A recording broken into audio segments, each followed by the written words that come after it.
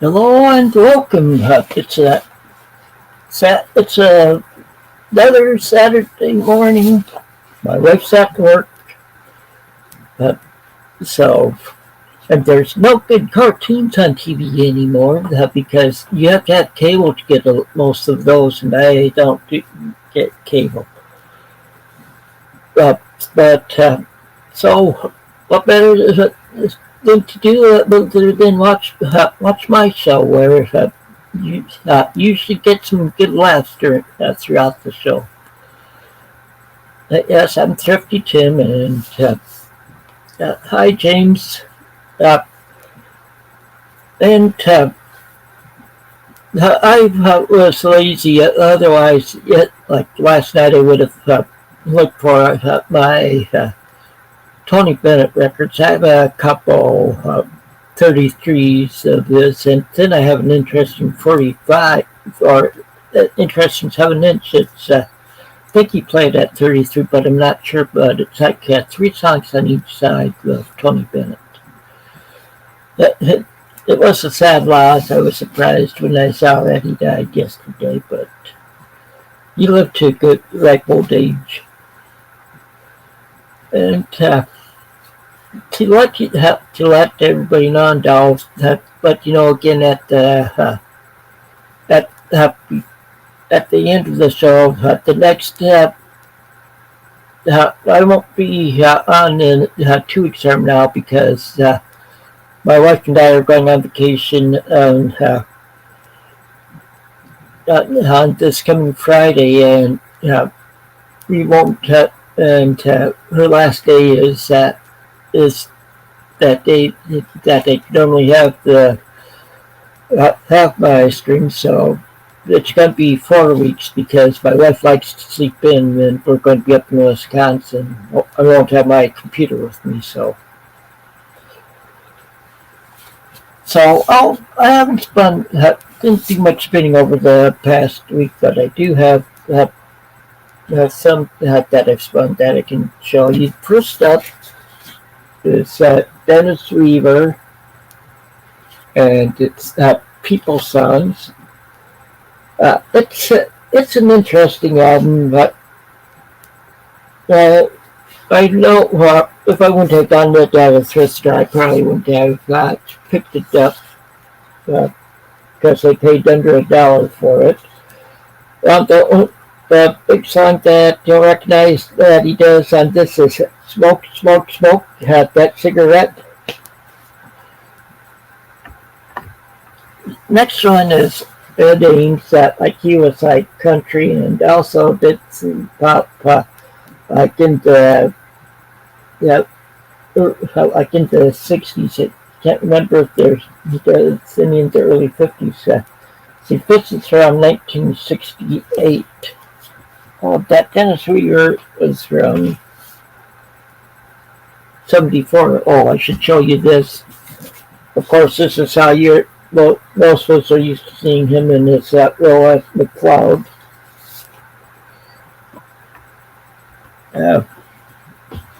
Then, they're falling on me. Then there's Jerry Reed's Tupelo, Mississippi Flash. I like his records because he always mixes in humor in his songs. Of course, he's country, and this one's from 74. Okay, it's more country here. This is Earl Haggard, Big City. This is from 81. And I'm just looking at, there's those songs that stick me there, but I'm not, don't know as much with Earl Haggard. I do like his singing, so. Okay, next one, another country one, some classic country. That's Tennessee Ernie Ford, Country Hits, Feeling Blue. Okay, this one doesn't have a year on it because it's on Capitol, where they were stingy with that. But I should pull this back again, and I'm just seeing if there's any on here that you might recognize. Oh, he does tear somebody pillow on this. Okay, next one is group group that was classified as like easy listening or adult contemporary. Oh, hi, Calvin. Uh, but this is a Letterman. This is Wolf Book. They, of course, are known to do covers of other people's songs. Like they start out with the song "Love." If you remember right, that the one. I think that was John Lennon who penned one, if I remember right. Then they do the wedding song, "There Is Love," that was written by Paul Stokey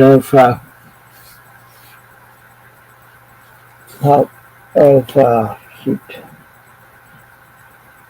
Now it took my mind, but big folk group. Peter, Paul, and Mary. This was from written by the Paul that theme, and they do that thing from Love Story. Oh, hi, George. And oh, hi, Mike. Sorry. Okay, I can understand that, Mike. So try to have a good day anyway. And but after that is how they do a cover of the Bee Gees' "How Can You Mend a Broken Heart." On side 2 is love means you'll never have to say goodbye. And they do "Ain't No Sunshine," the Bill Withers song. And that they do the Hamilton, Frank Reynolds, or Joe Frankie Reynolds, whatever. "Don't Pour Your Love." They do have to cover up the Bread song "If." And then they finish it off with "I'm Leaving." So probably heard some of those songs. Okay, now the rest of these, I'm blaming it on Schnee. First up is Sandler and Young, "Side by Side." This is the one that has they do like "Our Day Will Come On" here, "Impossible Dream," "Side by Side," of course. This is one where they with Dominique on it. And here's another one. This is Spanish Eyes. This one's on Pickwick Cat. This one's on Capto, but this one's a reissue on Pickwick. And of course, I do Spanish Eyes on here. "Seven Lonely Days" that me likes to play on his show. Well, "Cotton Fields."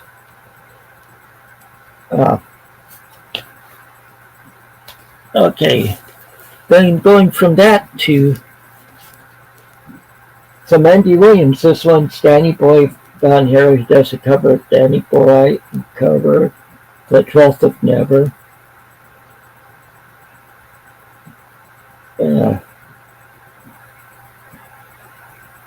I'm looking for others on here that okay, he does Misty on their old oh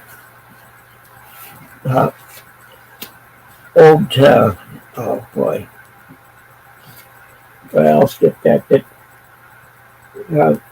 Next on is "Get Together with Andy Williams." Like he does by Sherry Moore on here. "Yesterday When I Was Young." Love thing from Romeo and Juliet, "The Time for Us."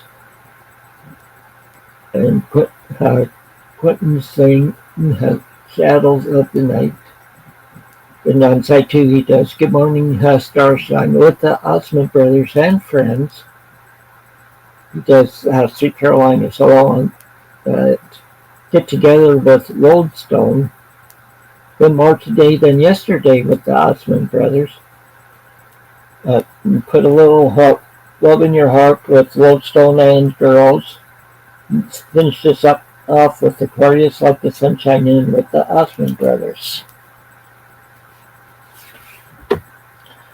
And still even more Andy Williams. This is Solitaire. This one's from 1973. It's on Capitol. And of course, the Solitaire, that was written by Neil Sedaka. You're the Sunshine of My Life, the Stevie Wonder song. Remember, which is the one that was penned by Harry Nelson. That is out, of course. That's George Harrison's song. You just walk right back. Last Tango in Paris. My Love, so covering another Beatle. That's because Paul McCartney's My Love, and then finish this off with Nicky Hopkins pen song The Dreamer. And then the last one here is more Andy Williams. You Are Easy on My Mind, and this one on side has on side one. He does a cover of I Honestly Love You.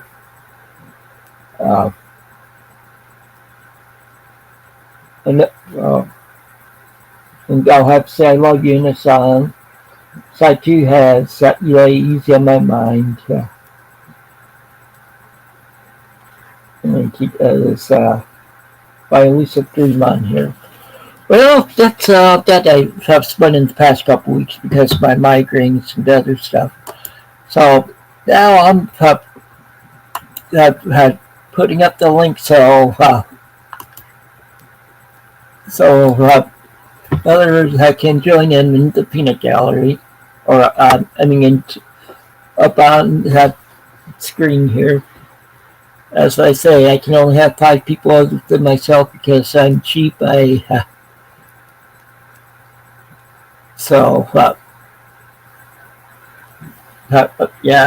cheap, so I just get the free version. And here we go. Here's Sir James. Hello, Tim. Hi, James. How are you doing today? I'm doing pretty good. It's been a hot minute since we've seen each other. Yeah, with us, that's been too bad, but starting Monday, it's going to be bad here because it's supposed to get like 88 or 89 on Monday. Wow. Then the rest of the week, Calvin. Then the rest of the week in the 90s. Ah, so I've actually got some stuff to show you this time. Okay. Yeah, so you can make me big. All right. Well, this is from AGK, Anthony. I'll save the best for last. So this one is on Disneyland Records. It's the Walt Disney Productions, The Story of Tron, told with actual dialogue, music, and sound effects from the film. So that's pretty cool. It's on Disneyland Records. I'll show you the back of the album here. There you go. Okay. Yeah. And I remember going to watch it in the theater when it came out. Oh yeah. The movie, yeah. Now, a pièce de résistance. This is a first Canadian press of this classic soundtrack by Giorgio Moroder, and David Bowie sings the Cat People Putting Out Fire song at the beginning. So here we go, the original soundtrack for the movie Cat People. Okay. And it's on Backstreet Records. And Jorgen has the same one, but his is a different one. His is the American version because it says MCA on the label. So this is Canadian label here. Okay. And here's the back with the leopard tree with all the leopards in it. So this is a great album. Finally have it. Now it's on the movie as well. And I have two albums coming in the mail from Lasega George. He sent me a 2009 UK pressing on Parlophone and stereo of Revolver, and he's also sending me Wings Back to the Egg, which he just mailed out yesterday. So it's already in Toronto, so it's halfway to me. So that's pretty cool. All right, you make me small. Okay.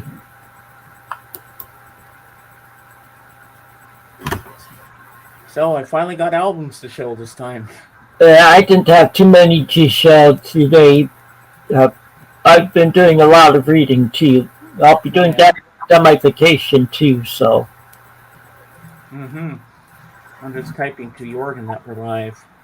Yeah, I had sent him a message over Facebook about going live. He's hearing from me as well because that's how we roll. We have to get cat people, Tim. Yeah, I think you do, Calvin, and maybe George. You want to get Cat People soundtrack because it's really good. Yeah. So. Yeah. Since we last spoke, I saw Indiana Jones and the Dial of Destiny. Okay. And it was fantastic. I'm waiting until it comes out on streaming. And I can't wait to go on the big screen to watch Mission Impossible: Dead Reckoning. That's going to be good. I heard it's really exciting. It's a part 1, then next summer it's going to be part 2. So I guess it's going to end the Mission Impossible franchise. And Tom Cruise is still doing all the stunts, apparently. Yep. Well, but yeah, I have. You might have noticed on Paramount Plus they had sent an email out the other day that they have. All 6 Mission Impossibles. I saw that too because I have Paramount Plus. Well, I'm not paying for it. It's my friend's account and she shares it with me. Yeah. And what was I going to say? Oh, yeah. Yeah, that was sad yesterday about Tony Bennett passing away. Oh, yeah. Do you have Tony Bennett albums? I'd have to dig around looking for them. I have like 2 or 3 albums, and then I have a 7-inch. I can't remember whether it's or plays at 45 or 33 RPM, where it's 3 Tony Bennett songs on each side. Oh, that's pretty cool. So, Calvin, how's your internet going? You think you'll be able to pop up on camera? We haven't seen you in a while, and I'm sure you've got a lot of cool stuff to show us, if you can. Or maybe he's at work, I don't know. Yeah.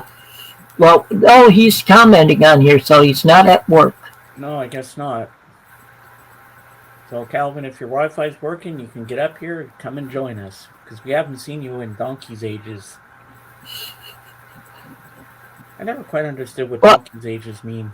What are you calling him an ass or something? No. I love Calvin. Calvin and I tease each other sometimes. It's all in fun. Yeah, well, this is, you know what? This is the equivalent to Saturday morning cartoons. That's what I say, because they don't have the good cartoons on Saturday mornings anymore.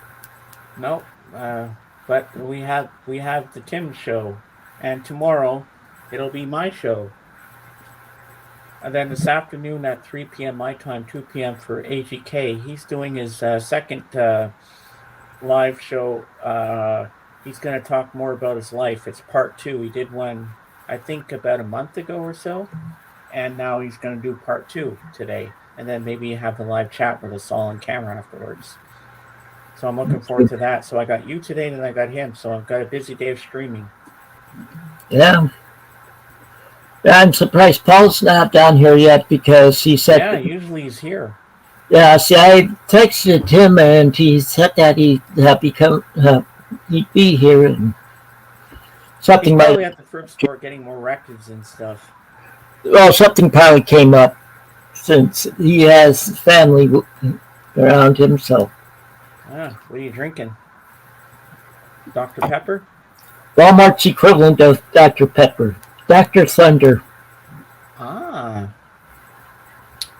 I just got my bottled water here, but I'm gonna go get me a cream soda. I'll be right back. Now you make me want a soft drink. Hold on.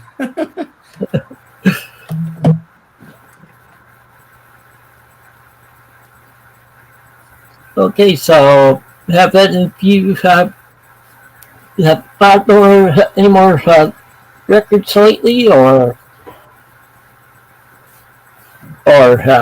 watched seen any good movies? Trying to just fill time while James getting his drink. What was it? Just in the next room over? There we go. My crush here. Was it in the next room over? Pardon? Was it just in the next room over? Yep. Yep. I just walk in there and the fridge is there. I have my mini fridge that you can't really. If I can just try to get it over this way. There's my mini fridge. Do you have a microwave there too? Do you have a microwave out there? No. I have to go upstairs on my mom's side for that. I'd probably burn down my man cave if I had something like that in here. No, I have no room for that. So that wouldn't be good to have that in here, but no, I got what I got in here, so I'm happy. So I'm really looking forward to getting those albums. Now I just need Wings Wildlife and Wings Over America, and then my Wings albums are complete. I need to get Wings Over America. I have some of their albums, but not all of them. I got all the rest, but I'll have Back to the Egg soon with Revolver. Yeah. I mean, I'm excited to get Back to the Egg from George. That was nice of George to send me that one too, because he knows I really like Wings. And I'm really starting to appreciate Paul McCartney more, so I want more Paul McCartney albums now. And but I'm more, George knows I'm more excited about getting Revolver finally, my second Holy Grail, because I got Rubber Soul, so I'm excited to get this one. Well, one of my favorite Paul McCartney albums is one that a lot of people complain about. Oh, yeah? Flowers in the Dirt. Flowers in the Dirt. I like that. I like that album. Yeah, I like the song This One. Yeah. Well, this one's a good one that I have here. And whoops, not that one. Today I got Cat People. I decided to listen to this one, Tug of War. And this actually is a really good album. Yeah. But my only one thing I don't like about this album is I don't like the version of Wanderlust. I prefer it on the soundtrack to Give My Regards to Broad Street even more, because I like the ending better on that one. And AGK is calling his record store to put that soundtrack aside for me. He's going to buy it for me. Give My Regards to Broad Street, because I've always wanted that on vinyl for a long time. I used to have it on cassette, but I wore the cassette out. I played it every single day. But eventually I'll get it. But this one's one of my favorites too. Ram. You have Ram? Yeah. I just don't have the album cover for it. It got down the thrift store. It was in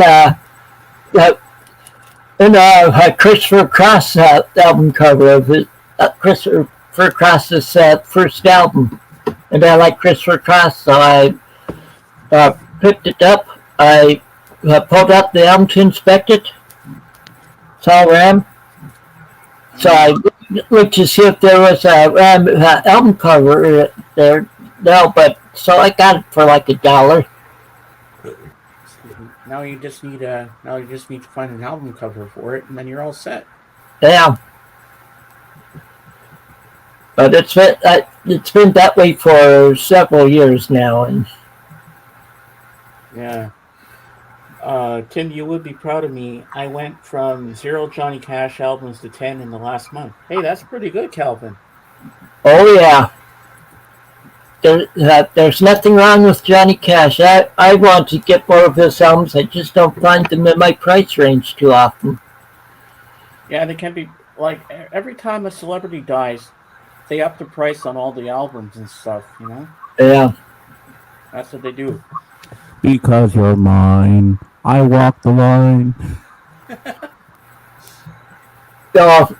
My favorite song by him is "Ring of Fire." My Ring of Fire. Mine is Folsom Prison Blues. That's a good song. Yeah. Oh, you got 10 of them. That's pretty good, Calvin. Yeah, he's got a lot of albums out there. Yeah. You got a lot of John Denver, and you got a lot of Andy Williams there, Tim. Oh yeah. Are they your two top favorites? Well, John Denver is one of them, but my favorite, of course, are the Moody Blues. Yeah, I have Days of Future Past. The other one I want is In Search of the Lost Chord, because my other favorite song is on there. What's it called? Drawing a blank. Ride My Seesaw. Yeah, I figured that was it. See, my favorite is A Question of Balance. Oh, yeah? Yeah, so. And they have another good song, Isn't Life Strange? Oh, yeah. And Answer is another good one, too. I never get the answer, something like that. You know what I mean? You know what I'm talking about? I was looking through all the TV shows on Paramount Plus that you possibly watch. It's so confusing. There's so many CSIs, there's so many NCISs and FBI shows in there. It's like, where do you start? Well, usually you start at season 1 and episode 1. Oh yeah, because I have to find out which one's season 1 of CSI, because there's so many of CSI Miami, CSI this and that, and cyber networks, and they have so many facsimiles of that show. It's it's like, wow. Yeah, well, CSI, the regular CSI is the original. Yeah. Then the next one to come out after that is CSI Los Angeles.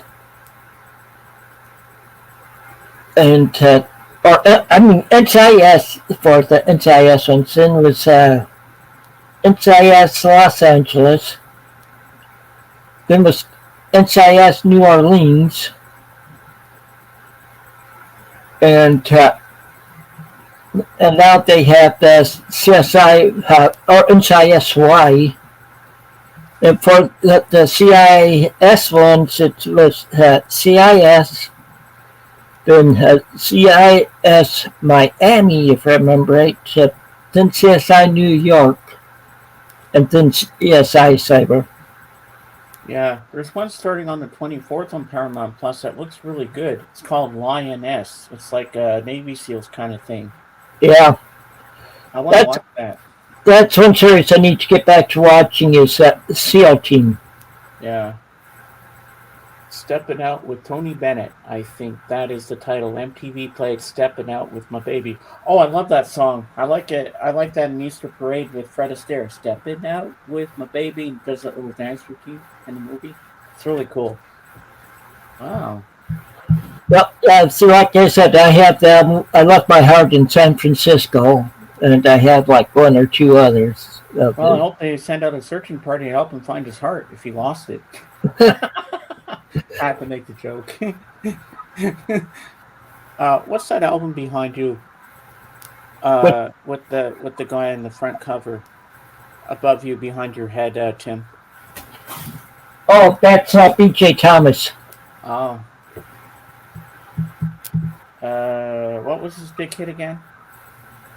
Oh, he had a lot. Raindrops keep falling on my head. Oh, yes.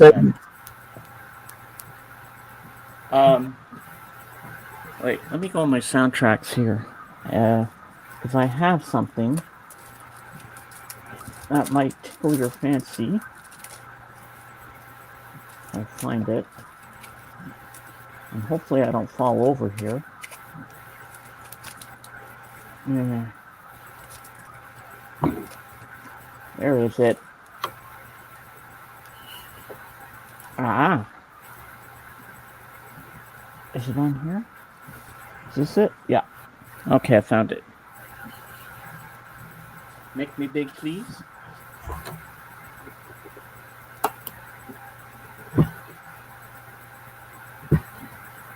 Yep, I have that album, and I also have his album. Album Raindrops Keep Falling on My Head. I have a lot of his. Yeah. Mm-hmm. I have most of his albums, so. Yeah, this is a great album, and it's also a great movie, which I want to get on Blu-ray because I love Paul Newman and Robert Redford in this film. Yeah. All right, make me small. Okay. Yeah, great song, great movie. What's your thoughts on the original Planet of the Apes? It's been so long, I can't remember it too well. I watched it on Disney Plus a few months back, or maybe last year or something. I found it a little confusing and weird. But if you like that sort of thing, it's not for everyone, and it spawned so many sequels and remakes and everything. But the one remake of it I liked was War for the Planet of the Apes. I thought that was pretty decent. But I don't know. It's not my bag. But Joe Mayo, he loves it. Yeah, I haven't really watched that much of them, so. At the Planet of the Apes, there's other series where I've watched around all of them. And yeah. Well, I remember back in the 80s, my parents every Friday night they had to watch the show Dallas. Oh yeah, I remember Especially that. the time when Who Shot JR was popular. Yep. I had to sit through that. I wasn't a big Dallas fan at all. I wasn't really into that show. Well, with me, I was in the Air Force at the time, so. Yeah. Remember the show Airwolf? Oh yeah, that's one I like to stream. And I used to watch Blue Thunder. Yeah. That was a good show. With James Ferrantino. That was the TV series based off the movie Blue Thunder with Paul Schneider. That was a good movie. And then there's Clint Eastwood. Oh shoot! Now what was his name? Firefox. No, that's a good movie, but I mean for shows, Dirty Harry series. Dirty Harry. Oh, you just said the magic word. Oh, James must have that one too.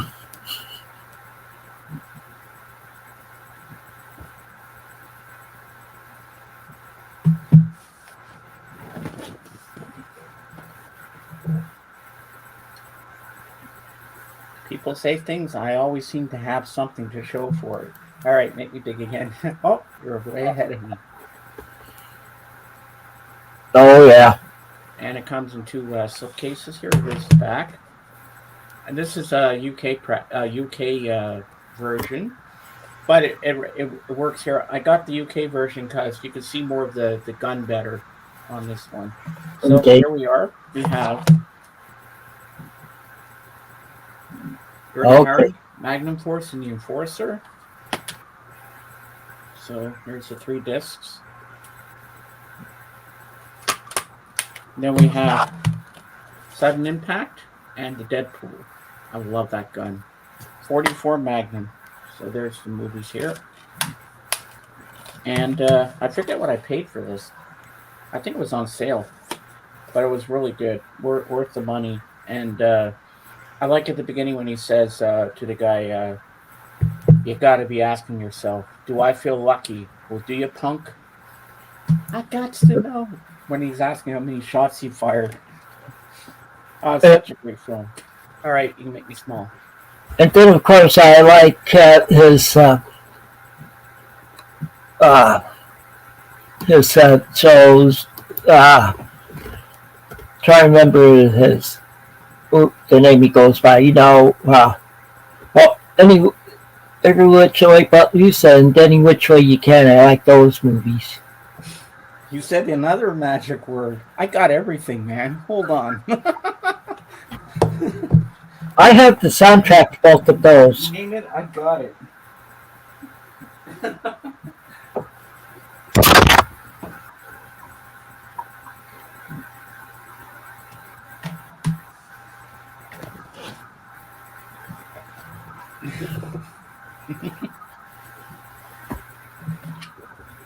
Oh, just noticed. Jorgen! Morgan, how are you doing this morning? Good, how are you? It's not morning here, it's afternoon. Okay. Oh, it's morning here, so. Well, it's still morning here for me, so see? Yeah, Your wish is my command. I got both of them in a double feature. okay. Yeah, so that's pretty cool to have in my collection. I think I used to have. Pretty small. I think I used to have both of them, and I can't remember what the other one was. So. What soundtrack do I need? As Karen said. And the other one that I used to have all of them in this series, or the first three in this series, were the vacation ones. Mm. With Chevy Chase and. Yeah, I love Chevy Chase and Vacation. Great movie. Yeah, so yesterday I was talking to Jorgen on Messenger, and he was telling us how much he liked the new Depeche Mode album. Yeah, there's a video out with review and opening of it. Yeah, I haven't watched the video yet. I saw that he did a video for it. And... Mm-hmm. I'm really curious, what soundtrack does Calvin think I need? You need Burt Bacharach's soundtrack for Butch Cassidy and the Sundance Kid, which I just showed everybody earlier. And I haven't seen that movie. He has to get a copy, and Tim has to get a copy of Cat People soundtrack, because you and I have it, and then we can all hold it up together, all three of us. Yeah. But Tim, do you have any Partridge Family albums too? Oh yeah, I have several. I see Carpenters in the back. Oh yeah, I have most of their albums too. I have that album also. Yeah, I like Carol's singing voice. Oh, Calvin wants me to show the album cover again for this. Which one's the orangutan? Voice. That's the orangutan, and that's Clint. Okay, don't mock Clint Eastwood. He's my favorite actor. I think he's awesome. I thought you were going to say don't mix them up. Yes, definitely. Right turn, Clyde. Hey, Jorgen, I can also do it this way. Which one's Christopher and which one's Jorgen? That's not nice. Well, this is you, and that's Christopher. Yeah, I said that's not nice to Christopher. No, but I love Christopher. I like to joke with you guys. I tease him a lot too, but we love each other. Did you go to the thrift store today, Jorgen, like you said you were going to do yesterday? Yes. This week I have only 3 albums to show. Oh. I didn't get anything last week, and I have this week I only purchased 3 records, so a little dry right now. Wow. Well, at least you got something. I made you big for showing them. Oh yes, I remember that one. Bruce Springsteen on Broadway. This is Springsteen, the guitar, a harmonica, and that's it. No one in the back. Patty Scalfia is the guest. Being more like Bob Dylan. Pardon? Being more like Bob Dylan with guitar and harmonica. Yeah, it's just him, and he plays solo arrangement on his hits from mostly Born in the USA, Born to Run, and Tunnel of Love, and a lot of talking about his career in the mix of everything. So it's like almost documentary on stage, but it's soundtrack for a kind of a Netflix movie, if I'm not wrong, that I have not seen. So, but I listened to quick peeks, and it sounds very, very interesting. Okay. That's he and his wife. 2018 is the date here.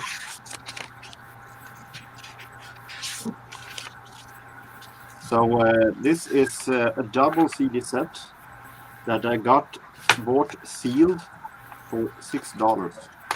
That's not bad. Very satisfied with this. And it's a really nice package with it also. Yeah, it is. And today I bought 2 CDs. A live CD without Giro. Oh, okay. Some good smooth jazz.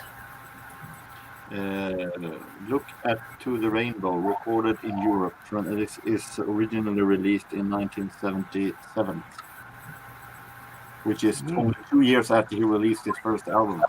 Nice. From the beginning, this was released as a double album set, but this is, of course, Yeah. one CD. And I've bought a Sonny Rollins. Okay. Yeah, a couple of weeks ago, didn't you get Sonny Rollins on vinyl? I think. I don't remember that. Because the name is familiar with me, but it was a while since I bought Sonny Rollins. These two, this is released on Bluebird. It is 2 albums in one, 2 vinyl albums put together in one CD. Why this is great to have the CD is that this CD contains bonus tracks.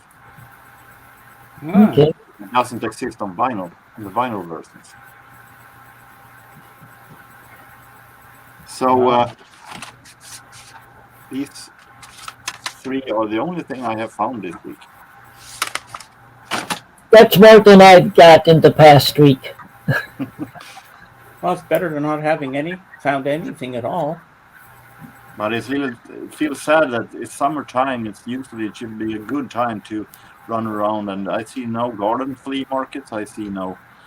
All of those are outside way outside of Sweden, in Sundsvall, where I can't go because I have no car, and no interesting stuff in records, anything. So it's a little sad that it's summertime. It should be very interesting, but not this summer. No. See, with me, think closer to you. Pardon? They should have places closer to you, you know? Yeah. with me, the only thing I got in the past week were some books that went to a library book sale and got several books for $9. The paperbacks were 50 cents each, and the hardcovers were $1 each. Not bad.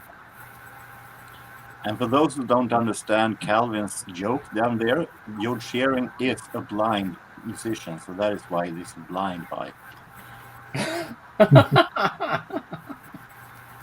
I helped him with Calvin to get more laughs.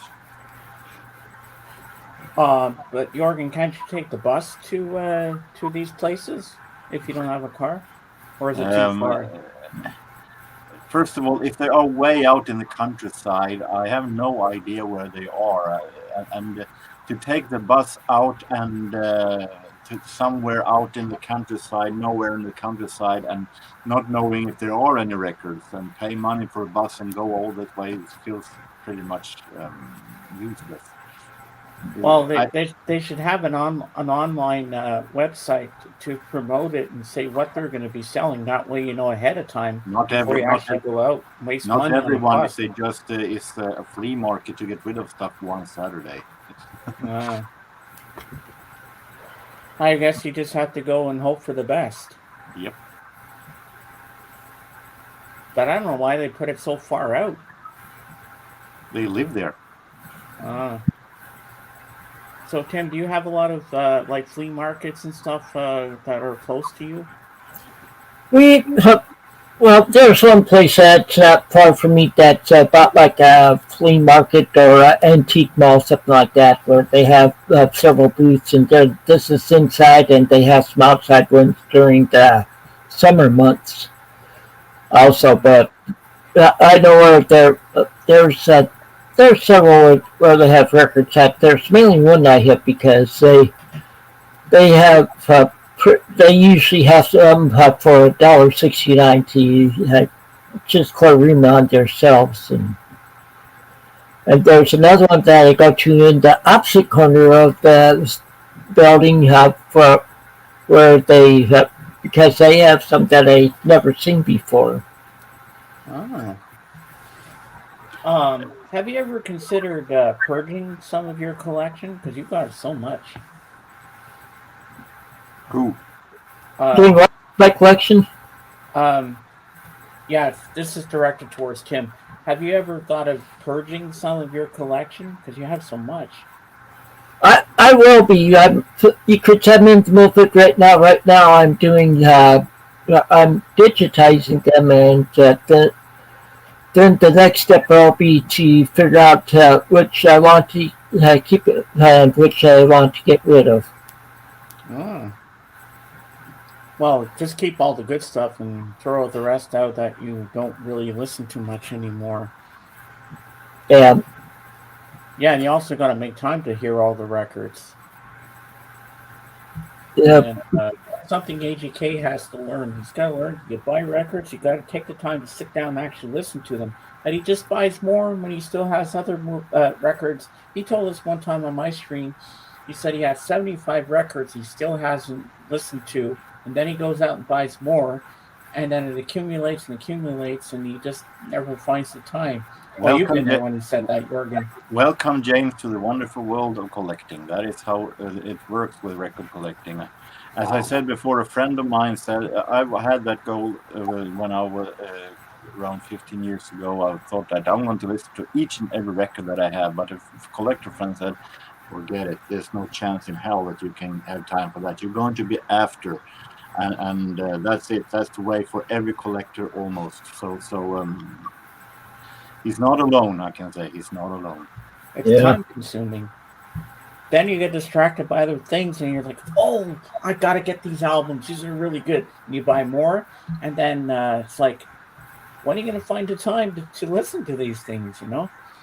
Well, I do listen to my records. I have to be in the mood for it. I have to get the urge and say, oh, okay, I want to sit down and listen to this and this, type of thing. But let's just say that if you had a thrift store very much near you, you might be having another different problem. I know. I'm thank God I don't. And I do listen to my Sirius XM a lot, so I get my music in every day. At least that's getting. My mom pays for that for me, $13 a month.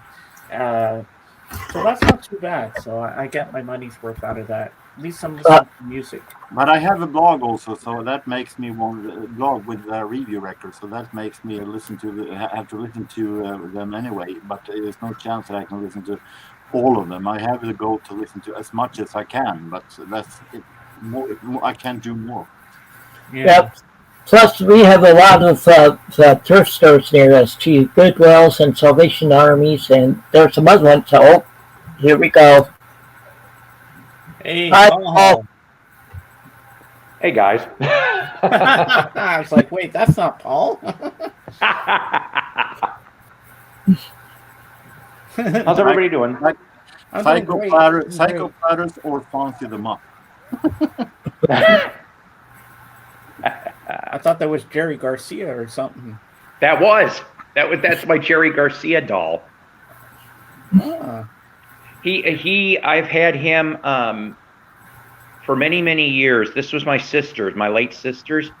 And there used to be a company, I cannot remember the name of it, that did the Grateful Dead bears. They were like plush, like Beanie Baby size. Oh, yeah. And for some reason, they only made This was like a limited edition. They only made a couple hundred of these.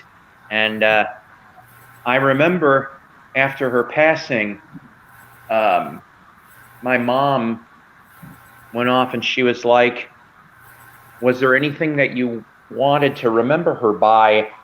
And I saw that she had that Jerry Garcia. I said, Mom, if it's okay with you, I'd like to have this. So anytime I look at Jerry, because he's here in my living room, I think of my sister. It's going to be 15 years in January. She's been gone. Wow. Long time. Sorry to be a bummer. I wasn't trying to be, but that's the story. Oh, when you mentioned her, I remembered that because I think you were still here when she died, weren't you? No, I was down here already. Okay. Yeah, I've been down here 16 years, Tim. That's a long time. I've lost count. It's okay. Mm-hmm. I like, by the way, your what do we want to call it? Thumbnail for the video today. That first Wishbone Ash album. That is an excellent. Wishbone Ash is a great 70s band. Who Tim knows this story.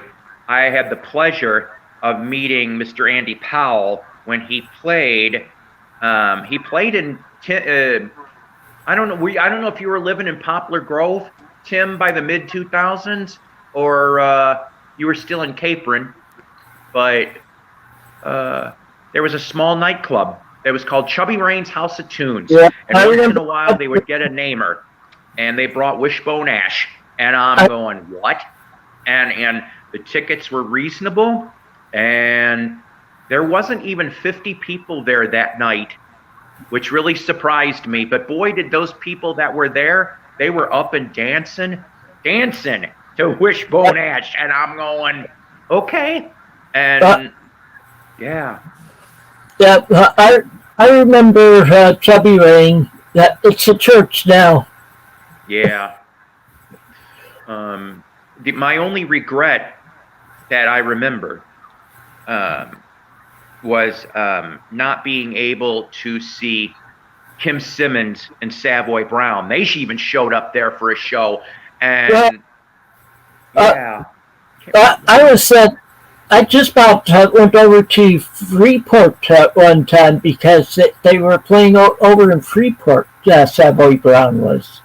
Oh, really? So you saw them? That's cool. No, I didn't see them. I was debating it, but funny situation at the gas to get over there. Yeah, I mean, I don't understand. Like, that wasn't the first time either for me. There was like 3 times that I meant to see Savoy, and all of them pretty much something happened. But another cool show, especially for people that love bass players, and I couldn't believe they had the show there because they were having it in Chicago also in a bigger venue, but they had it in this Poplar Grove venue. It was B3. Okay, as opposed to the G3, which is what? Steve Vai, Satriani, that stuff, right? Well, B3 for that tour was Billy Sheehan, Stuart Hamm, and Jeff Berlin. And I so wanted to go to that show because I'm like, wow. And not only that, I knew where to mill around before and after the show in that place. You know me, autograph chowhound. Right. I'm always trying. And so, unfortunately, I couldn't afford the ticket at that time. And I found out at the last minute because it was either Tim's going to know what I'm talking about here. Sorry, guys. That it was either the X or it was the Eagle. One or the other in Rockford went off and announced at the last minute, they're like, hey, are you looking for B3 tickets? We're going to give them away. He goes, not only are we going to give them away, you guys can meet them. Come between, I think it was like for 90 minutes, they were going to be at Gazzardo's Music near downtown Rockford. And I'm like, That I was able to do. I'm like, hell yeah. So I hurried up and I had my David Lee Roth Eat 'em and Smile album. So I grabbed that. And of course, Sheehan was in Mr. Big and Talus, but I didn't have any Talus stuff. But I went to a little joint that burned down and then came back called CD Source in Rockford and grabbed. Yeah. Know where CD Source is at. They've reopened now. And Yep, that's what I heard. Scott told me. And so I grabbed a Best of Mr. Big CD, and then I grabbed for Stuart Ham because he was bass player for Satriani. I grabbed, oh God, what did I grab? Was it Surfing with the Alien? It was one of them. I grabbed a CD that Stu was on, and then the only one that was real weird, and I was very ignorant at the time, was Jeff Berlin. And now, looking back on it, Jeff Berlin is one of the best jazz bass players, but he dabbled in rock a little bit here and there, and they were all nice bunch of guys. I got a photograph with all three of them, but of course, Billy had to play rock star. He had shades on and everything. He would not take them off.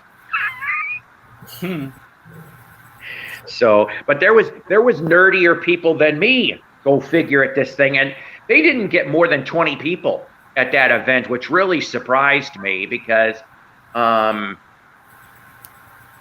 what was it? Gazzardo, the Gazzardo people were even very surprised because they had it was like maybe a month or 2 months before that, they had a drum clinic with Todd Zuckerman, who was, of course, by that time he was with Styx for almost a decade, and they had like 50 people just to see Zuckerman, and I was just like going, huh.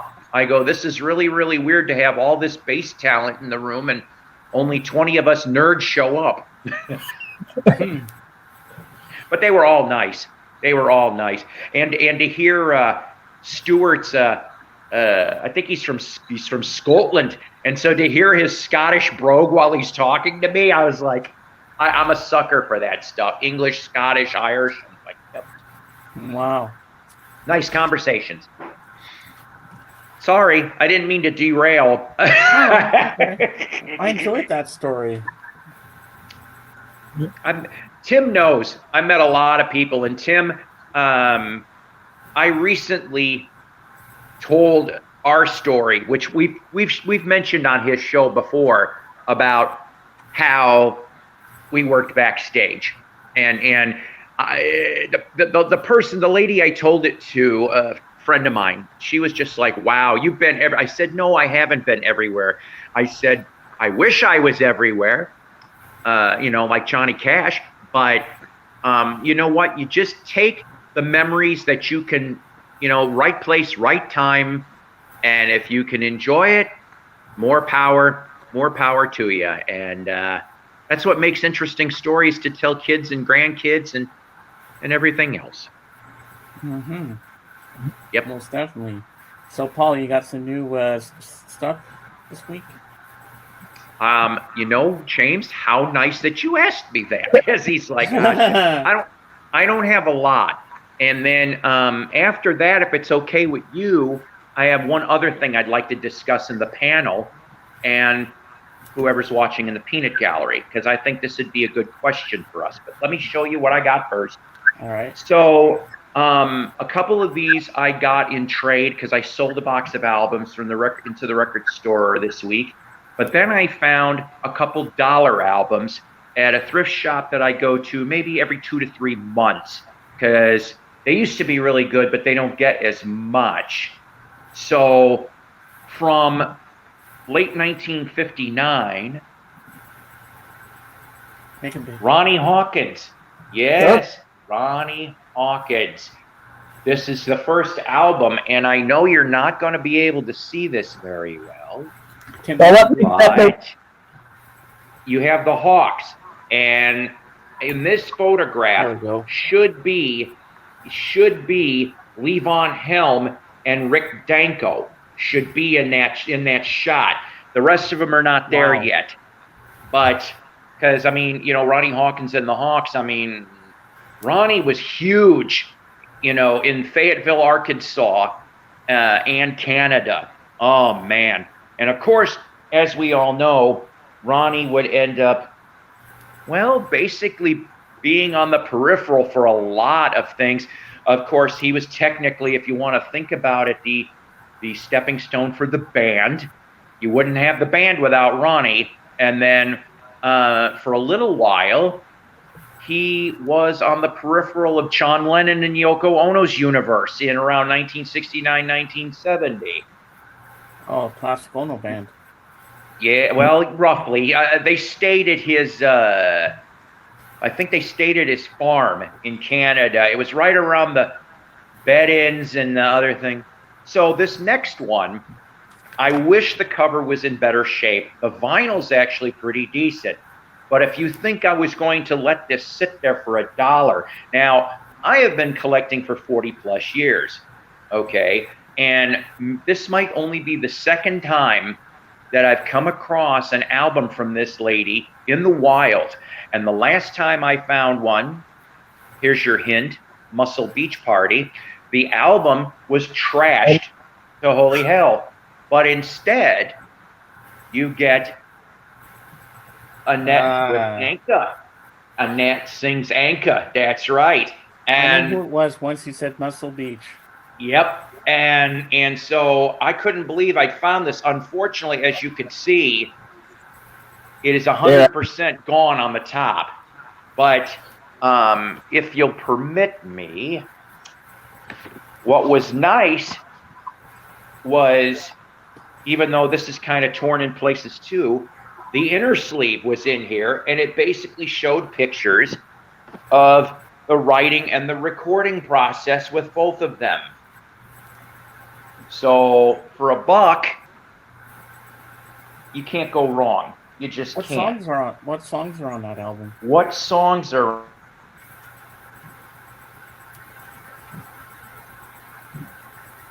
And he froze.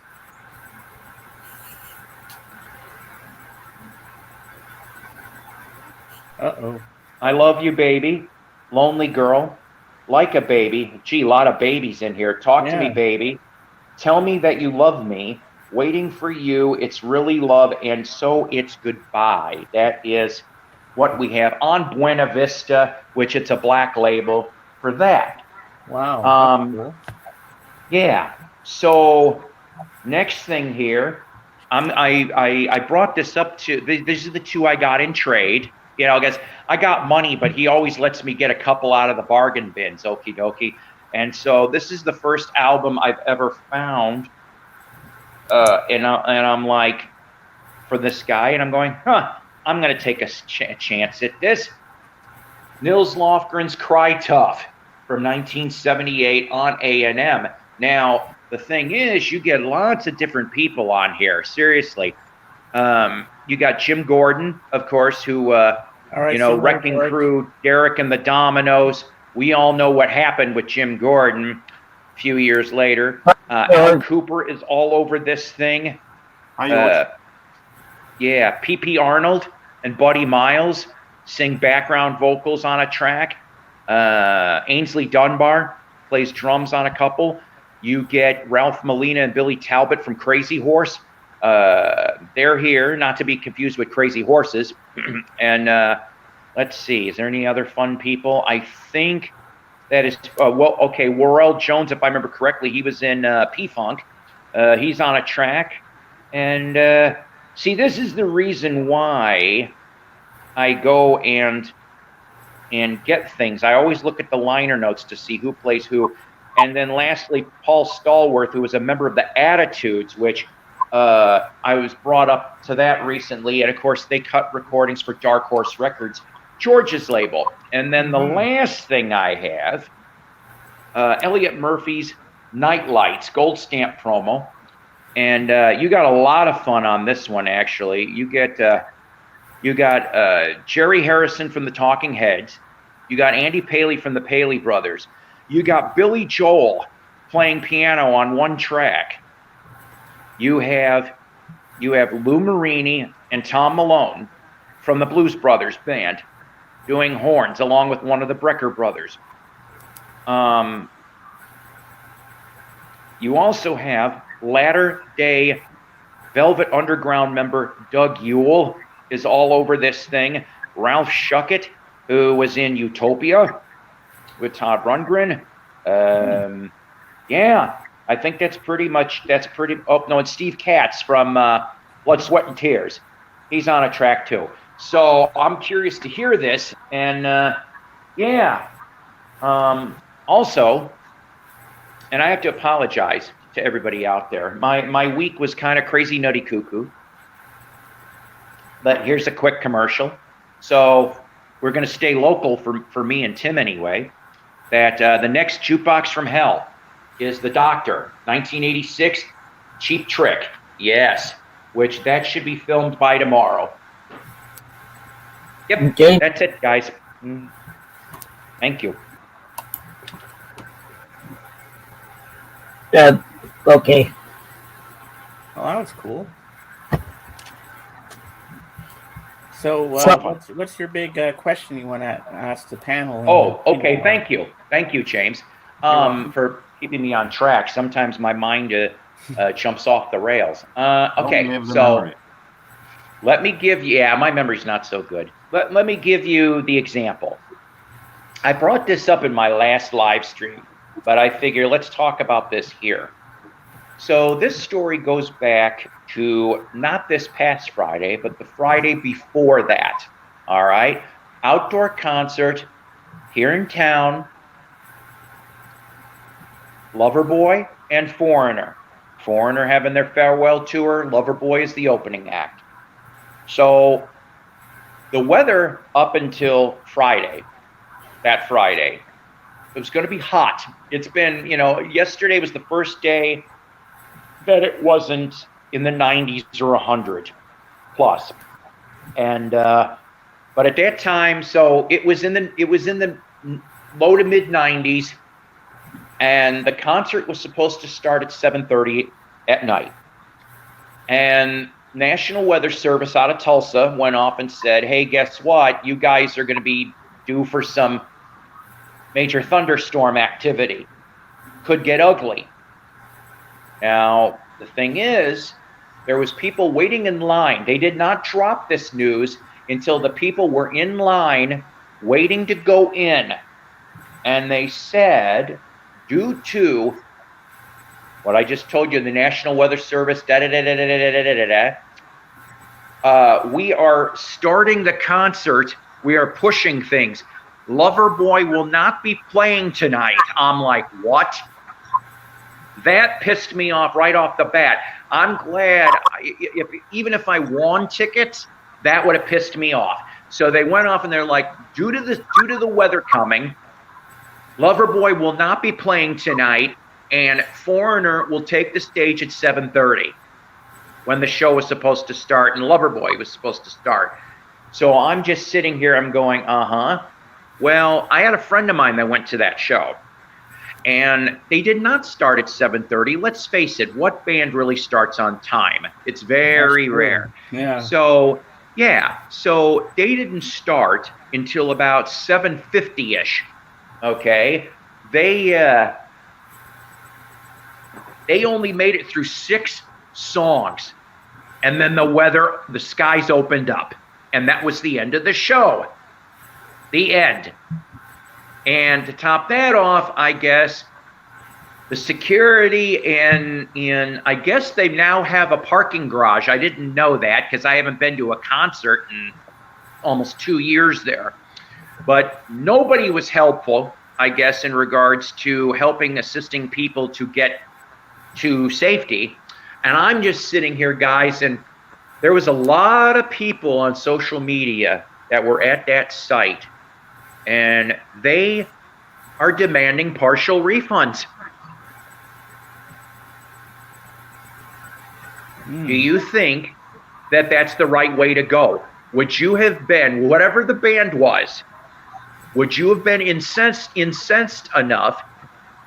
Would you have just, hey, give me a partial refund? Or would the attitude have been, well, if the weather is going to be so screwy, why don't you just postpone the show to a later time, if that was possible. Like some other day. What do you think, guys? I think postponing you have it to done? another day would have been the best option. Mm-hmm. And Well, then you would have got I agree. Loverboy. I mean, I will assume that people would be having umbrellas with them, so they would be prepared for if there were any kind of bad weather, they will most likely still be there, because when you want to see your favorite band, you do it in any kind of weather. So the people would most likely have stayed on if they would have continued, and if they haven't, definitely either a partial refund or at least postpone the concert to a later date, because it's very much to have the band playing before them, not to perform. That means that they definitely see themselves as main attraction. The other bands can go to hell. And that is also a wrong way to go, actually, because when you pay for the entire concert, so it's very bad by the arranger. Let me interject. No, go on, Tim, and then I'll tell you something I forgot to put in the story. But there was one concert I went to that they did have temperature early because it started raining, but it was a free concert. Paul will remember this place. Do you remember Summerwood? Yes. Who was playing? Glenn Campbell. Oh. And they killed it? They had to end it because it started raining. Jeez. So I forgot to tell you that 2 years ago they changed a policy at this amphitheater. Number one, basically this one is geared more towards the women than anybody else. They went to a clear bag policy. Okay, so no purses, no this, no that. You had to have, if you were going to bring anything whatsoever, it would have had to be a clear bag. The second thing, which Jorgen kind of touched on a little bit here, the second thing is, and I think this is so stupid, I really do. I don't know who's the one that decided that umbrellas could be potential weapons, and so you were not allowed to bring an umbrella if the weather was going to be inclement. So 50% of your audience would be uncovered. There is covering on this amp, but it only covers about close to 50% of the seats. So yes, Penguin and Rihanna would not be able to get in there ever, but still, I think that's bullshit. I really, really do. And they don't allow you to bring lawn chairs either into the lawn. If you want a lawn chair, listen to this. If you want a lawn chair, oh, sure, you can get a lawn chair from them, and it's $10 to rent it. What a crock of shit. They just want to make more money. In that case, I can. It's even bigger reason to make a refund or postpone it if you can't even watch it when it's raining, because you can never foresee the weather. It can start raining, and in that case, blaming the audience by letting them pay a huge sum of money and then not performing because of the weather. I mean, that is robbing, in my opinion. So even more reason to give back to the fans what they missed. Exactly. And those tickets were not cheap, okay? Because even the lawn seats now, I want to say for Loverboy Foreigner was, between 30 and 40. That was the cheapest ticket. Then everything else gets ridiculously high. I was going to say, for me, I would have just wanted to see Loverboy because I've seen Foreigner in concert. And exactly. And Jason Bonham was playing drums when I saw them. Exactly. Tim, where did you see him at? Foreigner? It was at the Rock County Fair. Oh, okay, that's right. So you saw him at Rock County. I saw him at Greenwood Airport. Remember when because you guys went to go see Rare Earth and Blue Oyster there. That was where I saw, it was Foreigner and Brian Howe from Bad Company opened. But yeah, I mean, what they should have done, I think, which would have been it wouldn't have been a great thing, but I think this is what they should have done, is that if Loverboy wasn't going to perform, well, guess what? Loverboy kind of has time on their hands. They could be twiddling their thumbs possibly. Some of the bands at the AMP will do meet and greets at the merch tables. They probably should have just shuffled off Loverboy for maybe 20, 30 minutes. That would have been all right, because then, if I knew that, I could at least got my Loverboy vinyl signed. Oh, yeah. They still sound good. They still sound good. I have around all of their albums, so. I always like them. Yeah. Except, you know what, though? I'll tell you a song I cannot stand. Maybe it's a duet. Maybe you already know where I'm going on this, guys. It's on the soundtrack to Flashdance. I hate that. I hate that Almost Paradise. If I could go back in time, I'd punch him and Ann Wilson in the throats and go, "How dare you!" No, because they'll play that on the radio once in a while here, and I'm like, oh, I gotta change the station for 3 minutes. It's so schmaltzy. Oh my lord! It sounds for a soundtrack. It's so schmaltzy, it's ridiculous. Wow. When a band makes songs for a soundtrack, they're able to change their profile in music for just that one moment. So. And What's a good soundtrack? Top Gun. Oh, yeah. I like just about every song on that damn thing. Amazing. Boys. In my opinion, the soundtrack is way better than the movie. Oh yeah. There's a lot of here's another one, Jorgen, since you kind of brought this up. The soundtrack better than the movie. Oh boy, you guys are gonna hate me. Like this week, 45th anniversary of it. Sgt. Pepper Lonely Hearts Club Band. I haven't heard or seen a movie or album, so I can't say it. That movie sucks. Another soundtrack I have is Eddie and the Cruisers. Yeah. You know what? I like that soundtrack, and I didn't mind the movie. Now, I'm not going to lie to you. I never saw the second one. I heard it's not as good, but I was like, I'm surprised they even did it. But yeah, if it wasn't for Eddie and the Cruisers, nobody would have known who John Cafferty and the Beaver Brown Band is. No. Now, Paul, what about the soundtrack for An Officer and Gentleman? Let's see. Now that's the one that's got Joe Cocker, Jennifer Warren, Lift Us Up Where We Belong. Yeah. I don't know what else is on there. That's the only one I can think of from that soundtrack, but that was a good movie. Yeah, Richard Gere used to be good. Used to be. I still remember American Gigolo. That was a good one. Yeah. I'll tell you the one I didn't like. It was Dr. T and the... Oh, God, that was such a turd. Or something?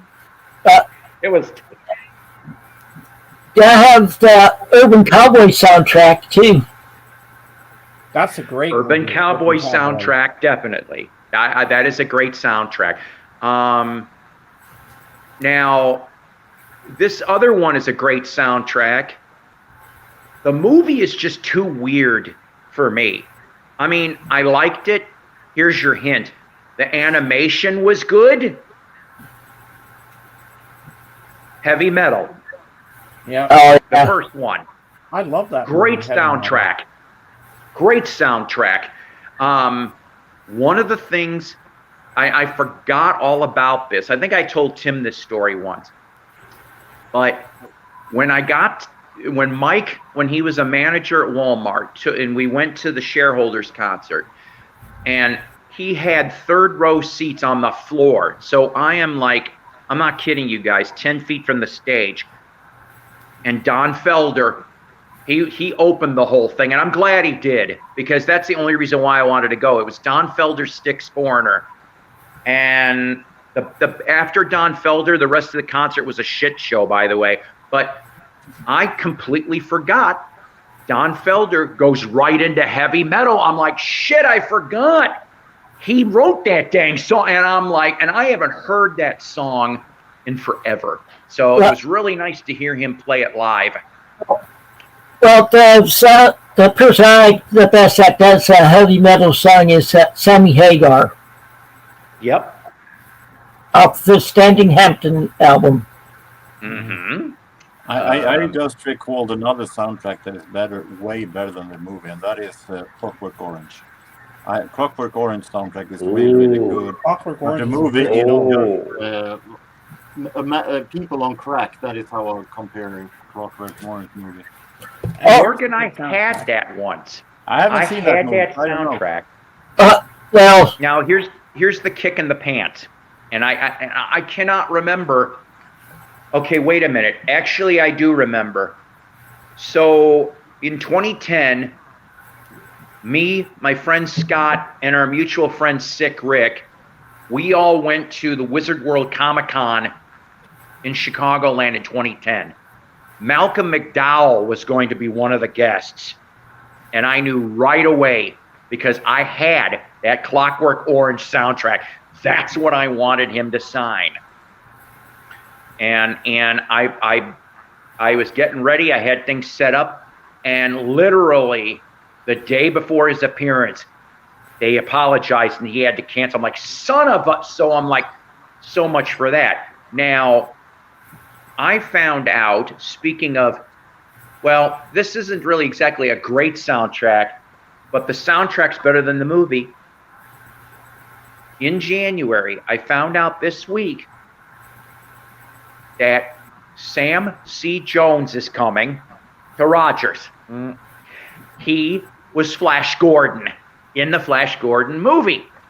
And I said right off the bat, well, gee, because I got it on DVD. I got it, but I'm like, that's not what I want him to sign. As goofy as it is, I want him to sign my Flash Gordon soundtrack from Queen. That's what I want him to sign, because it's a nice yellow cover and it'll look real good. But that's in January. I was going to say another soundtrack that I have, that movie that not many people saw it. That's All This in World War II. It's I've never seen it. Along with various artists doing that soundtrack, and it's all Beatles songs. Yes, I've never seen that movie. But I can't. Yeah. My favorite song on there is the one that they have do with them.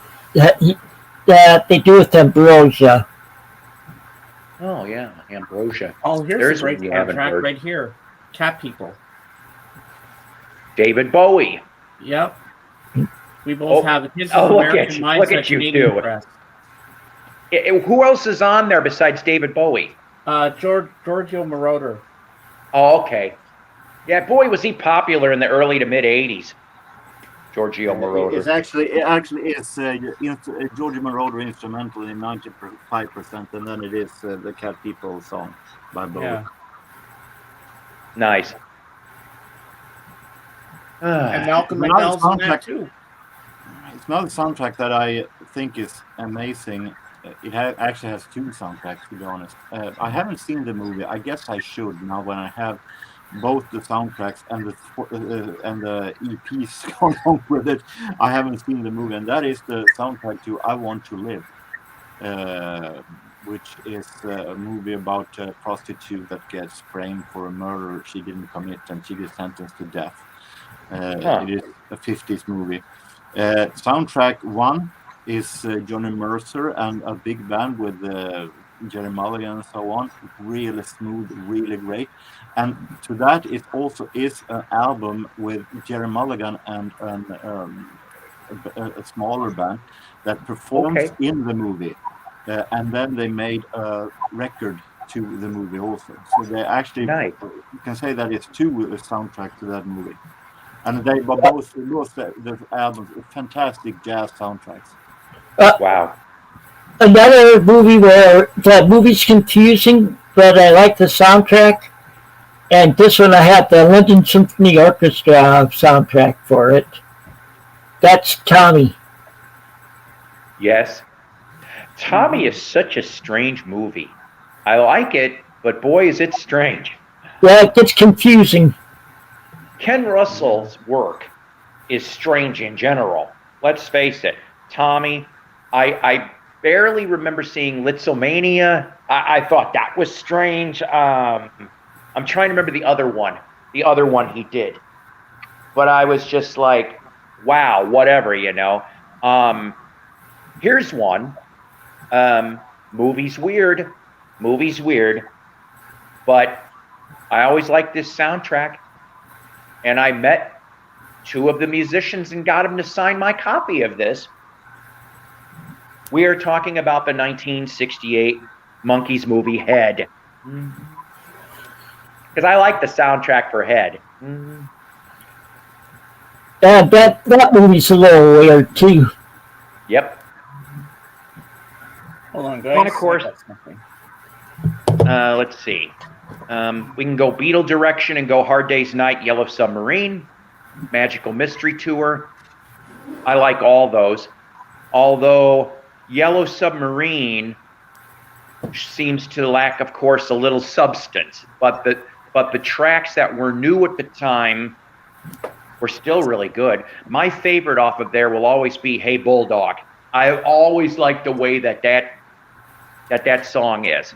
And knowing that the film crews accidentally recorded the Beatles doing that song in the studio, I'm like, just watching that video is just so cool. I love seeing that. And Alice Cooper does a decent version of that song, too.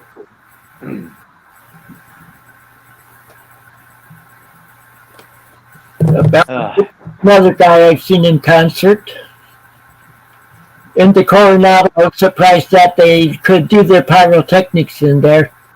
Yeah, I love Alice. Alice is coming here next month. Rob Zombie is the opener. Now, I've never seen Rob.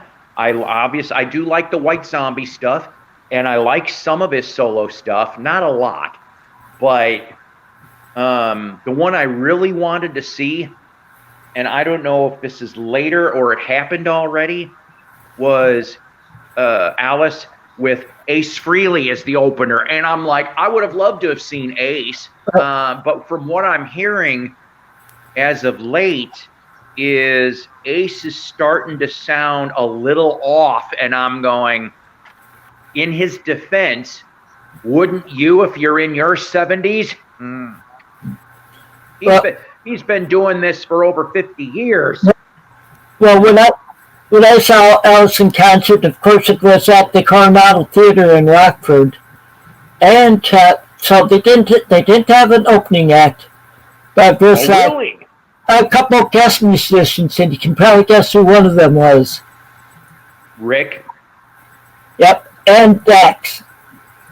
Oh, okay. Was it for School's Out? They were playing along throughout the concert. Oh, nice. I'm trying to think here a minute. Because I saw Alice twice, and when was the first one? First one was 2002, and then I saw him again in 2004 on the waterfront. But it was really weird because Alice opened for Cheap Trick on that show.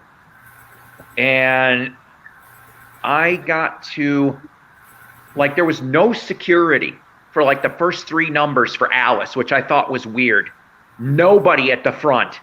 So I had third row seats, and I did have to pay a little bit for those. But I'm like, I went right up there.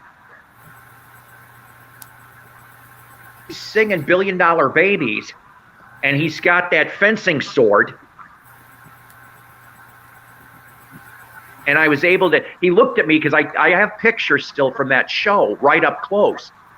And he saw me and he looked into the camera, which I thought was funny. But I grabbed one of those $1 billion bills. I still have it. It's a green color. And by the time he got done and going into the next song, security shows up. And they're like roughhousing. They're rough handling the people. And they're like, get back to your seat. I go, my seat's right there. That's what I told them. But yeah, I mean, Alice puts on a great show. That new album's coming out in August. I haven't heard any of it yet. It's called I've The heard Road. 2 songs from it with my friend ya? Caitlin. I heard Oh, I Am Caitlin. Alice Okay, and okay. White Line Frankenstein. Nice. 2 great tracks. And Tim, I have 4 movies to show you that have cool. great soundtracks and they're great movies. So make me big, please. I'll show these to everybody. So this is a great movie by Francis Ford Coppola. It's not The Godfather. It's Apocalypse Now, The Redux, Redo, or however you pronounce it. But this is a great film, and it's got a great soundtrack to it. Well, I like the thing I remember from that movie is the playing of the Ride of the Valkyrie. Yep. And another great movie by George Lucas, which inspired Happy Days to come out of this. Great soundtrack as well. Great movie. Great cars in this film. American Graffiti. Yep, I saw that when it first came out in the theater. And then this is a great movie, but the theatrical cut is okay. But if you get this one, this is a better version of it. It's 2 hours and 42 minutes longer. The bootleg cut of Almost Famous. This movie is great, and the soundtrack is fantastic. And then, last but not least, great soundtrack. If you get the double CD, or now it's on vinyl, which I want to find on vinyl, and it's all about Beatle music, and this is a really good musical movie, Across the Universe. Okay. Okay. So these have great soundtracks and they're all great movies. So you make me smile. Okay. Well, I was going to say, I think you'd like the soundtrack that was talked about earlier for all this in World War II, because it's all Beatles songs. Various artists, like I said, Brosa, Rod Stewart. I think Al Stewart did some in it too, if I remember right. I think so. Yeah, but it's a 2 LP set, and I got a box set. Got it in a box set for $5. It was beautifully done, that box set. Yeah. Here's one. I've always loved it. I love the movie. There's a lot of people in the music community that, they just don't have a sense of humor. But then there's some other musicians, they were laughing their asses off. We're like, we get it. And I'm talking about This Is Spinal Tap. I'm telling, I have that. God, I love that album. I love the movie. It's great. I'll play it once a year. Turn 11. Turn it up to 11. But my favorite song, probably still off of there, is Big Bottom, which Soundgarden covered a couple times in concert, and I'm going. And Hellhole. Those are probably my. But what is it? Give Me Some Money. I like Give Me Some Money because it's got that mid-'60s flair to it, and that whole psychedelic Cups and Cakes and Listen to the Flower People. And I'm just like, I just love how they were like making fun of just about every type of genre. Oh, and we can't forget, oh my God, I cannot believe I forgot this, gentlemen. From 1978, The Ruddles. Oh, yeah. The Ruddles. That Yeah. album. I used to have that down before I went into the Air Force. That album. You know, there's still tracks I will play, and I love them. Probably my favorites off of that are "Get Up and Go," and "It's Only Natural," where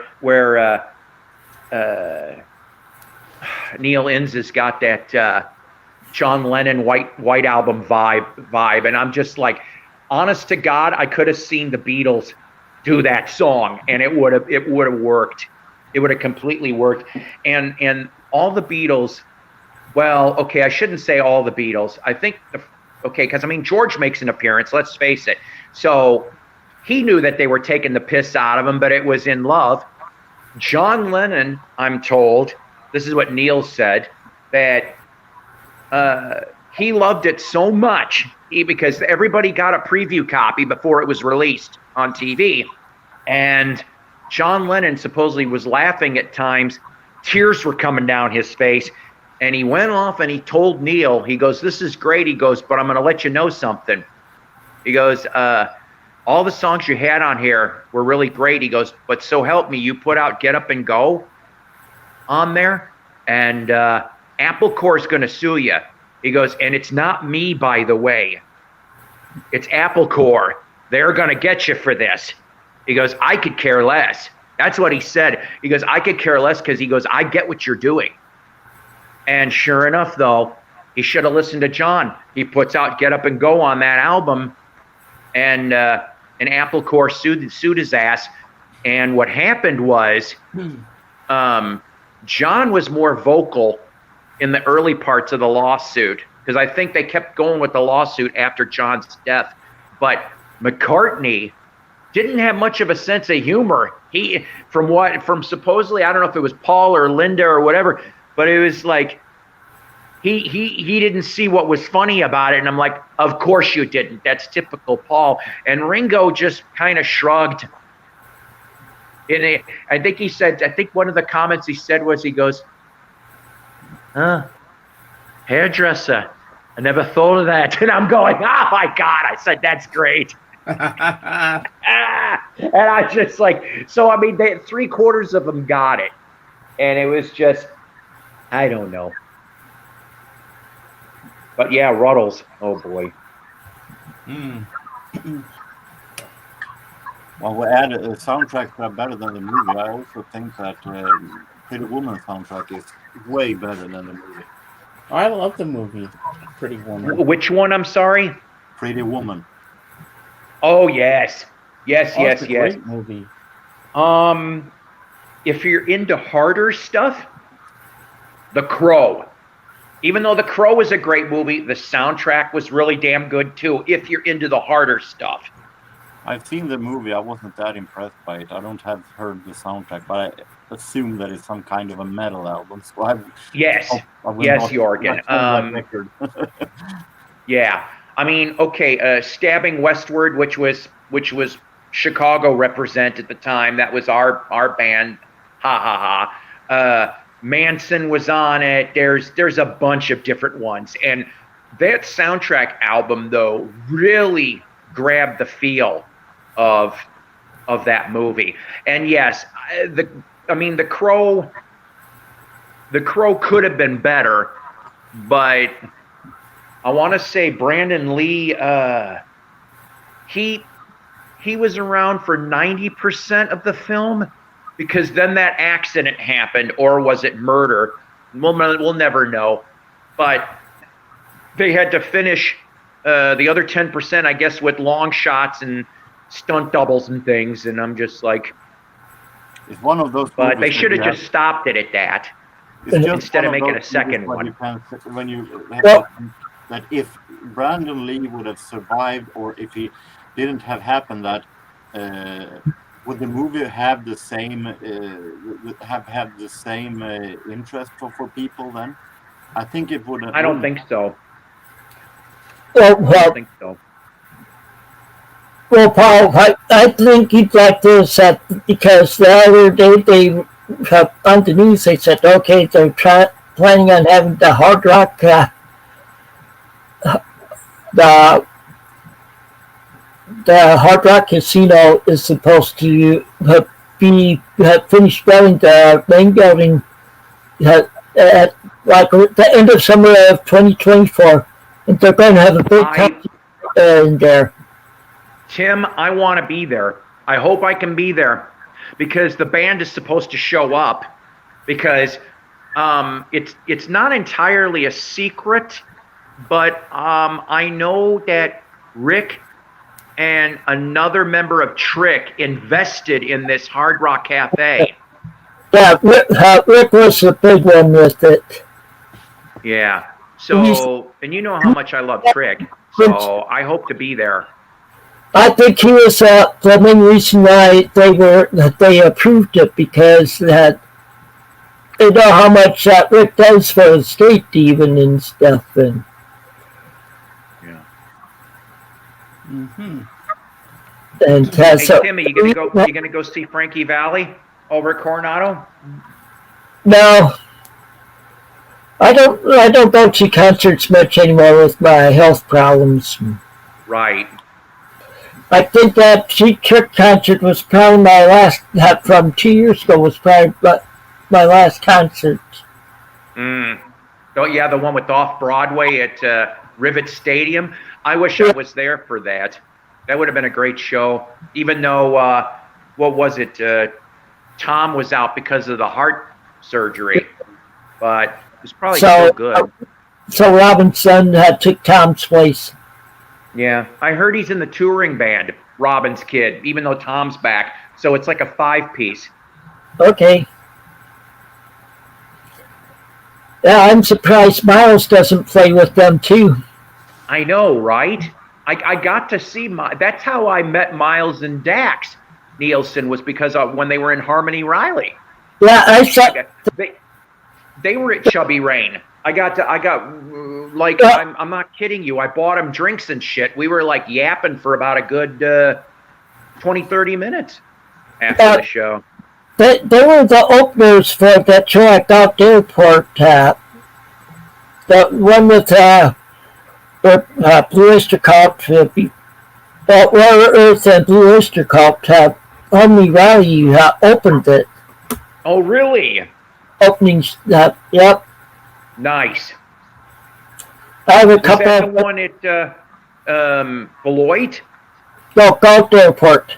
No kidding. So, geez, that would have been a nice triple bill because, like I said, you would have had Harmony Riley, then Rare Earth, which only had two guys in the lineup though from the old albums, and then BOC, which still had 3 people before Alan died. That would have been a really good show. You were still up there, but you had to work. You had earned some tickets at. Actually, truth. It was, if you remember, it was so brutally hot, and I wasn't feeling good. That's why I didn't go. Because that was the only reason why I didn't go. Because I wanted to go. I wanted to see that. Because I can't remember if it was you or Scott telling me that Rare Earth signed after their show, and then their BOC was in a tent. Well, I'll admit, if I was there, we would have ended up in the tent. I would have figured a way for us to meet them. That's how I am. Well, we had some other entertainment other than the bands, because there was a guy that was so drunk sitting over by us, and oh, jeez, and he started he was singing along with I can't remember what song, but he was staggering around, and then after the concert, then he passed out. Then he woke up after the concert ended, and he was stripping over all the chairs and stuff. So Tim, if you'll allow me, here's the story for this. This is something we were talking about doing at that Blue Oyster Cult show. So a whole bunch of us lived in Capron, Illinois at the time, and we went I to was going to try, we went to the same church. Yes, and I was going to try to secure us a couple cowbells. And we would have wrote on a sheet in big letters, Capron Cowbell Choir, rolled it out on the fence when Don't Fear the Reaper came up, and then sync the cowbells with the song while they were playing it live. Remember that? Yeah. Oh, that would have been funny. I don't care what anybody says. The band would have had to have noticed on that one. They'd be like, what the hell? And I'd be like, yep. Needs more cowbell. Of course, when I was at that, in that one, if I remember right, it was that one where Ruby Sarza was playing with them. Was Ruby playing with them? Yeah. Okay. I know Rudy's been everywhere. I mean, now because after Blue Oyster, he went to the Guess Who for a couple years. He's not on their new album. He's on the album before that, which is actually a decent album, but it doesn't sound like Guess Who. And then now, of course, he's back with Quiet Riot. And I'll tell you one that threw me for a loop. Oh, God, let me think about this a minute. Okay, so I just found this out yesterday. Remember the band Hurricane? Not really. Okay, so Hurricane cut 2 albums on Enigma. Their big hit that got played on Headbangers Ball, oh, I miss MTV's Headbangers Ball, was a song called I'm On to You. And the lead singer at that time was Kelly Hansen, who, of course, has been the singer of Foreigner since 2003. Or 2004, excuse me. So Hurricane got back together, I guess. It's 2 original members, right? But you get, I can't believe this. I'm kind of curious. The album's dropping very soon, by the way. Paul Shortino, who was in Rough Cut and Quiet Riot. All right. The one that threw me for a loop on guitars, there's 2 guitar players I couldn't believe that were on this thing, but the one that was more surprising than the other, Carlos Cavazo from Quiet Riot, is in Hurricane. And I'm like, what? I'm like, so I said, so much for a OG Rat reunion, because that was on the table for a couple months and then everybody shut up. So yeah, Carlos is with Hurricane. Yeah, I was just going to let everybody know, Paul and I like this a lot when we're on the phone with each other, too. What was this? I said that you and I are a lot like this when we're talking on the phone with each other, too. Yeah. Talking about concerts and bands and stuff. Yep. All kinds of fun. And our phone concerts over an hour. Yeah, I'm going to have to split, guys, because I got to take care of some errands. Have you ever been to concerts, Working? I didn't hear what you said. Have you ever Take been care. to Blood Paul? Have you ever been to concerts, Working? No. Thanks for us today. You've never been to a concert in your life. I thought you meant that. Yes, I've been to concerts, of course, not big ones, no, but many concerts. Have you been to any like famous bands like I've any seen Deep rock and Purple. rollers? What, Deep Purple? Yeah, they played at a festival here in. Oh wow! I would. That's That's a group that I would have loved seeing in concert. Because the song that got me listening to them was Smoke on the Water, and I on some of their backlog and stuff now too. And This was I like even better for that.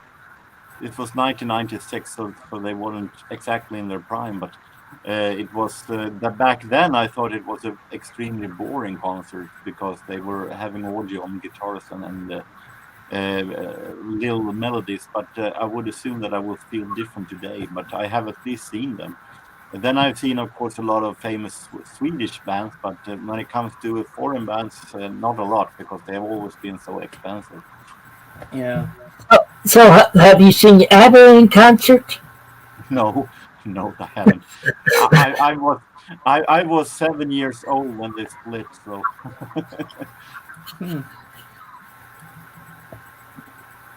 Yeah. So this afternoon at 3 p.m. my time, it'll be 2 p.m. for AGK. He's going to be doing a live stream this afternoon about his part 2 for his life. He's going to talk more about his past and his life and all the jobs and different things he did. So there's going to be a part 2 this afternoon if you guys are interested in joining, because I'll be there. And I think later on he's going to shut that down. Then he's going to do a live chat and we can all be on the panel and stuff. I'm not sure that I will be able to be there because I felt like this evening I want to sit on the balcony and relax. So we'll see what happens. Yeah, I was going to say again that the next show for this won't be streamed. Won't be in 2 weeks. It will be in 4 weeks. Okay.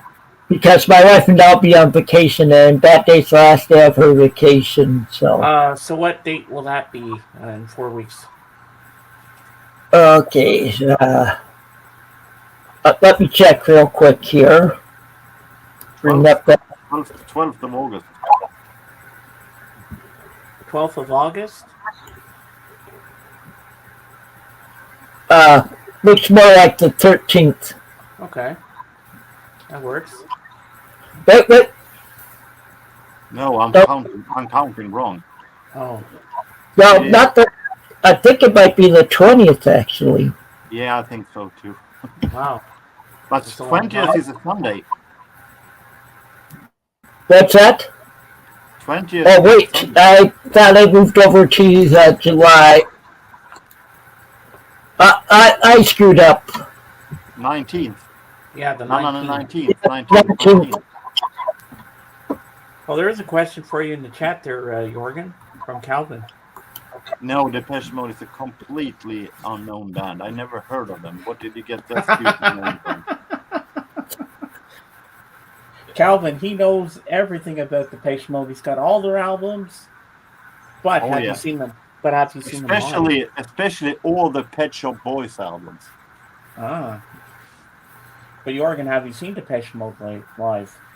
No, and I'm not sure that I will either, even though it breaks my heart, because they are so expensive. They cost at least $150 to tickets, and then I'm going also to travel. So I'm not sure that I will be able to see them, but I want to, because I'm not sure how much longer they will continue. So, but we'll take one thing at a time.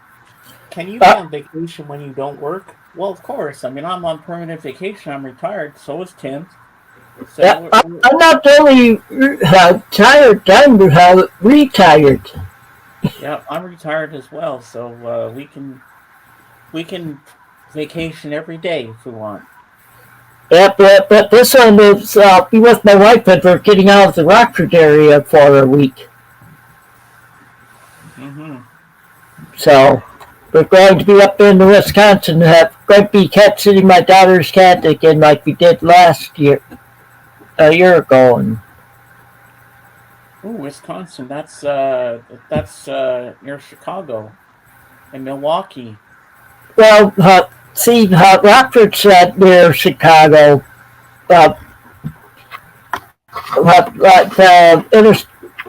interstate that goes, one of the interstates that goes through Rockford that takes you all the way to Chicago. Wow. Yep. So So what's on your agenda this afternoon, Tim? I'm probably going to be doing some reading, wrestling and reading, or I might watch a movie, like stream something. Oh yeah. Well, I'll be on ATK's in this afternoon at 3. After And I'll this, be I might on- go for another walk. I'll be on the balcony this evening, so hopefully, depending on the weather. But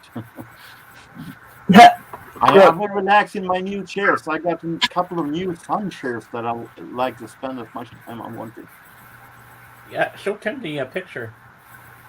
Yep. Make them big. These are beautiful chairs. He showed me yesterday. But making big.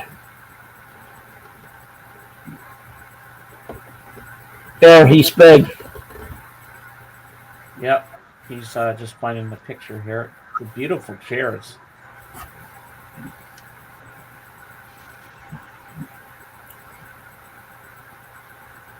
Oh yeah, I can understand. And then You can put them in laying moment also. yeah, lounging in. Okay. Yeah, so now you just have to figure out what drink you want to have by you when you're sitting out there. Ah. So tell AJK that I'm not sure that I will make it today, but we'll see, depending on the weather. All right. Well, I'll send you the link for it, or will you? Are you follow him? Don't you, Jorgen? Pardon? You follow AGK, don't you, on YouTube? Yes, of course I do. Yeah. Well, if depending on the weather, if it's not too good, come and join us Well, we'll see what happens. and hear a story of his life.